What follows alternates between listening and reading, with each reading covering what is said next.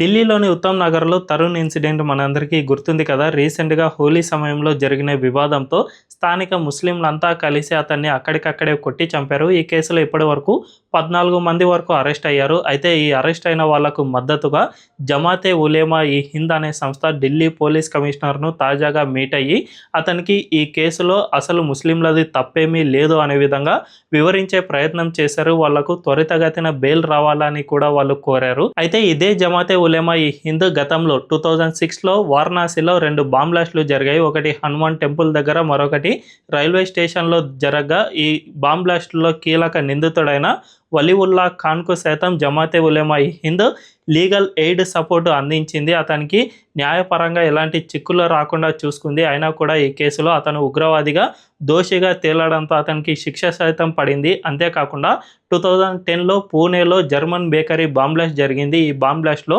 మీర్జా హిమాయత్ బేగ్ అనే ఉగ్రవాదిని అరెస్ట్ చేసి విచారణ చేసే క్రమంలో కూడా అతనికి ఇదే జమాతే ఉలేమా ఈ హింద్ లీగల్ ఎయిడ్ సపోర్టును అందించింది. అతన్ని కాపాడే ప్రయత్నం చేసింది. కానీ కోర్టు ఇందులో అతన్ని కూడా దోషిగా తేల్చేసింది. దీన్ని బట్టి చూసుకుంటే ఒకవైపు కొన్ని ముస్లిం సంస్థలేమో ముస్లింలు ఉగ్రవాదులైనా కూడా వాళ్లకు సపోర్ట్ చేయడానికి ముందుకు వస్తూ ఉన్నాయి. మరోవైపు చూసుకుంటే హిందువులకు ఎంతటి అన్యాయం జరిగినా కూడా వాళ్ళను కాపాడడానికి ఏ ఒక్కరూ ముందుకు రావడం లేదు.